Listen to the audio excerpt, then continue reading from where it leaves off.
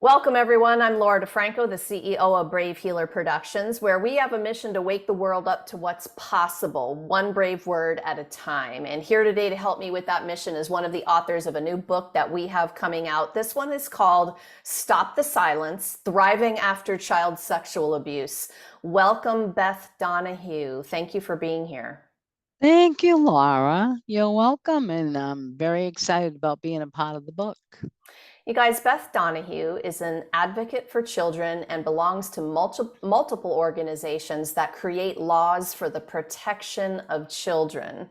And before we get into this juicy conversation today, let me just say a huge thank you to Dr. Pamela J. Pine. She is the lead author of Stop the Silence, and she's also the founder of the organization called Stop the Silence. Pam, thank you so much for bringing all of the authors together in this amazing collaboration. And we wouldn't be here without you.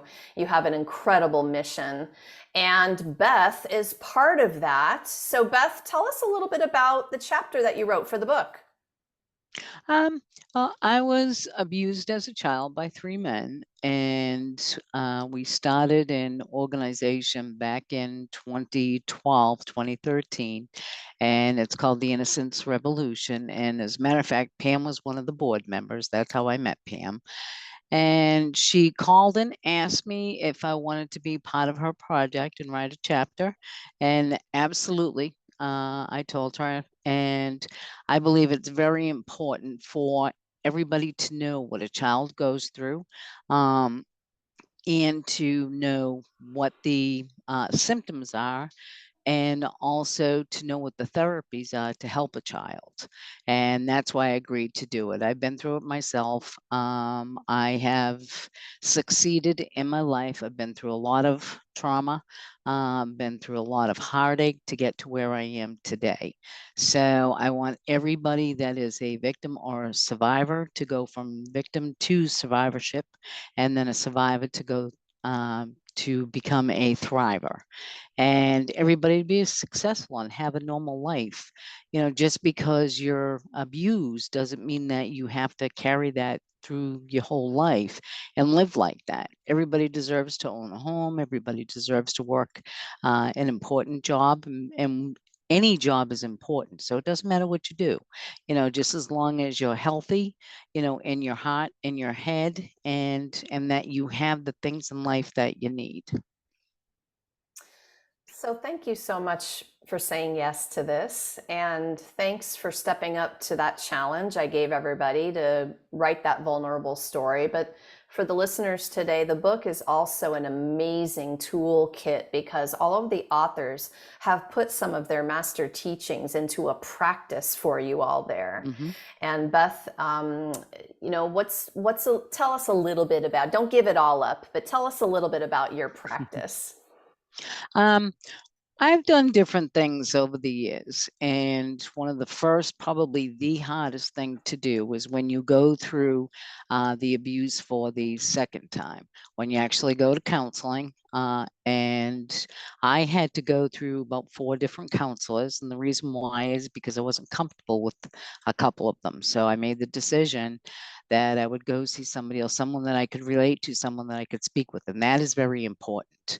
So I had two counselors who were wonderful.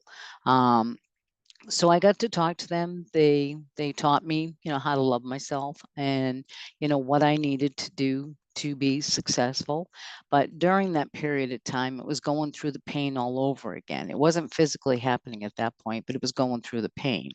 So I had a stepper machine. So exercise was huge. I mean, I beat that poor machine to death. It didn't deserve it. But I used that to get everything out of me. Um, and then during the years, when I was a kid, I used to, because I knew my father would be coming in the room, I would try, and I couldn't get back to sleep. I would fall asleep, but I would have the, you know, the the thought that he was going to be coming into the room. So that kept me awake. So I used a technique. It was to get to sleep. What I would do is I would pretend like there was a blanket over me and it was covering my whole body, and I called it a sleep shield. And I would move it over my feet and then up my legs, the tips of my fingers all the way up my arms, and then I would cover my whole body with it, and that would help me calm myself.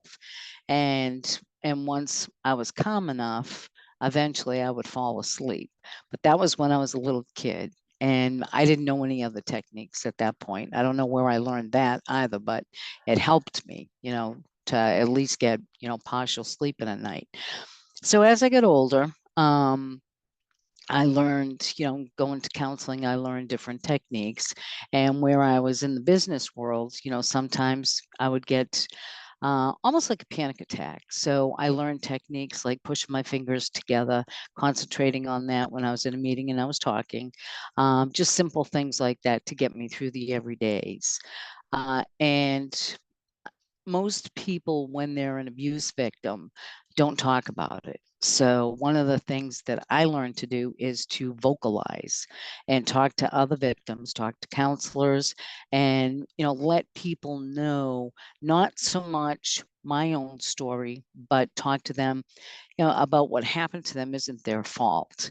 And we started the Innocence Revolution, and that was great starting that because it was like-minded people like myself, that had been, through those traumas. And we wanted to create an organization that was global. And we did that. And we had probably, I think it was about 26 different countries. We had almost the whole of the United States doing. In April is Child Abuse Awareness Month. And so we did an event in April, along with other, nonprofits. So we did the events, and it was just a wonderful thing. There were so many organizations that came together during it, and I talk all the time. I go on talk shows. There's a NASCA, which is, I don't know if you've heard of that or not. That is Monday through Friday. They have a nightly conference call, and they bring survivors on to talk to victims. And I do that at least twice a year. Um, and as a matter of fact, I just did that a couple of weeks ago. And I've been involved with different agencies and talking to kids, and talking to parents or grandparents about the abuses and how to help, the children cope with it, and how to help adults cope with, what's happened to a child. It's very difficult. Um, it's disgusting. Most people, are like, they gear away from it. They don't want to know about it, because it's a very disgusting topic, but it's real. It happens in our country and across the world every day.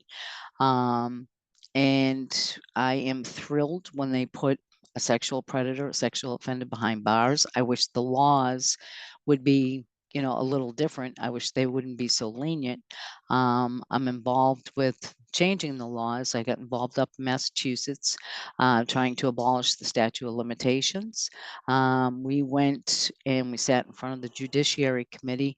Very tough subject, for them to hear.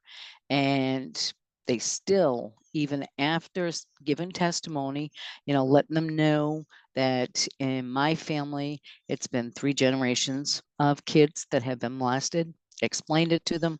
They still would not abolish the statute of limitations.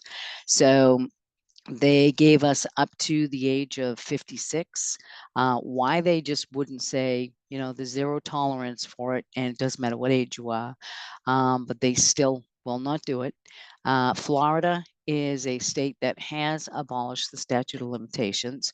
So we're trying to get that across all states, so that any child, whether they be a child or an adult, it doesn't matter how long it's been, can go testify, and they can It's what happened to us. It's what happened to these kids, today. And they should be able to have justice. And a sexual predator does not stop. There is no rehabilitation for a sexual predator. So that's why they need to be in jail for the rest of their lives, so that they can never do it again to another child. And it doesn't matter who it is. It's in every industry. Everybody thinks about the church and, gears towards the church, that, they're the only ones that do this. And that's not true. We have a sheriff down here. His name is Grady Judd. He's over in Polk County. He does all the time investigations, and he does stings. You would be surprised at how many people that he ends up capturing, and what type of people. I mean, there's cops that he's captured, priests, school teachers. So it's in every industry. So anybody that thinks it's not is blind. And it's about changing the laws, making sure that kids are protected no matter what. It's every adult's responsibility to do that. That's why this book is so important, because it gives, after somebody goes through all of it, they go through the court system. At that point in time, they need to heal. So a lot of people don't know how to heal. Um, they'll go to counseling, and they'll go through, what the counselor tells them to do. And some people need more than that. So this book gives um, different viewpoints on how to heal, different techniques on how to heal. So the thought process is that somebody will find what's geared towards them, and they will use that, and they'll heal from it. And we want everybody to go from victim to survivor to thriver, and everybody have the opportunities in life that they should have. It's not kids' fault that they ever went through it. They didn't do anything to cause it. And we really need for them to understand that what happened to them is an adult's issue, an adult's problem, not a child's problem. Well, I appreciate you helping normalize these conversations. I know that's part of how we address it, and you've started, from the beginning. You mentioned therapy several times, counseling there several times, and I really appreciate what you said about, you may need to try a few times to find the right fit. There's going to be people that work for you, and there are going to be other relationships that you get into that aren't working for you, and it's okay Right. to keep looking. All right, last question for you today. You mentioned victim. You've said some of the terms, the labels. I've heard victim, survivor, and now thriver. Is it important to you to stop using the labels? How do you feel about the labels? No. And the reason why is because each victim needs to know, they know already what happened to them. They need to know the next step to get out of being a victim, which is being a survivor. And going into survivorship means that you have to go through the therapies, you have to go through counseling. You don't own it. A victim does not own it. That needs to be put back on the perpetrator. And then once you go through survivorship, you feel comfortable within your own skin. You feel comfortable in conversations. You're not afraid to talk about it anymore. Whether you want to or not, you don't have to. But at least you can have a conversation if you need to. And you can come out into the world. You can work. You're not afraid of who you are. You're not afraid of what happened to you. And you can be productive. You can be someone that, if you're a waitress, if you're someone that does, like myself, does technical support, if you're somebody that wants to be the president, and that's the avenue that you want to go, you have that opportunity in front of you, and you can work every day. You can be a mom. You don't have any worries about having children and something happening to them. You are a thriver, and you put it behind you, but you can still, if you need to, help somebody else and talk about it and bring them into from victim to survivorship. It's almost like sisterhood, as weird as it sounds, but it's helping each other and helping kids because they're vulnerable. It takes a village to bring a kid up. and there should never be any child that's ever left behind at all, and that includes these types of, traumas and tragedies that happen. So it's really important for all of us, and it's not so much a label, it's a step. As you're going through it, you're a victim. You make the step up into survivorship. Then once, you're past that, then you go into thrivership, and you can buy a home. You can do anything you want to do. And that's what I want to put out there to everybody. Going through the steps is important so that you can put it, in a little box in the back of your head. And that way there you can, get get beyond it and do the things in life that you want to do, but you still remember it, you'll never forget. And if you choose to, you can help other people and other kids, get through it. If you're a child, if you're an adult, you can help, kids or an adult get past it and make it, so that they're not every day, you know, um, thinking about it. And I personally, I worked pretty much my whole life, but I was my worst enemy. And so I don't want people to be like that. I want people to get past that and let them know they don't have to be their worst enemy. They don't have to do, damage to themselves. You can be very productive, you can be successful, but you have to build yourself. And that's what this is all about, is coming from that and being, the person that you are meant to be without the trauma. Beth Donahue, your chapter is going to help so many people. Thank you so much for what you You're do in the welcome. world and for being here to share it with everyone. You're welcome. You're welcome. And thank you for having me. So, for all of our listeners, I know something Beth said today sparked a little light in you. Maybe you got curious or you need some support. Just scroll down to the show notes. We have her hooked up with her website there, and you can contact her. This is so much more than a book, you guys. It's a community. It's a Right. community of people who care, and you're not alone. We want you to know that. And please enjoy our book launch party. You can come and join us for that on March 10th at 10 a.m. Eastern. I've got the Zoom information down below. We're going to join with all of our Stop the Silence authors and be doing some fun activities that day. And of course, if you're listening to this anytime around that date of March 10th, well, that means you can hop over to Amazon at that point and grab your copy of this amazing book. Lastly, today, Absolutely. everyone, yes, remember, your words change the world when you're brave enough to share them. So it is time Absolutely. to be brave. See you next time, everyone. Thanks, Thank Beth. you. All right.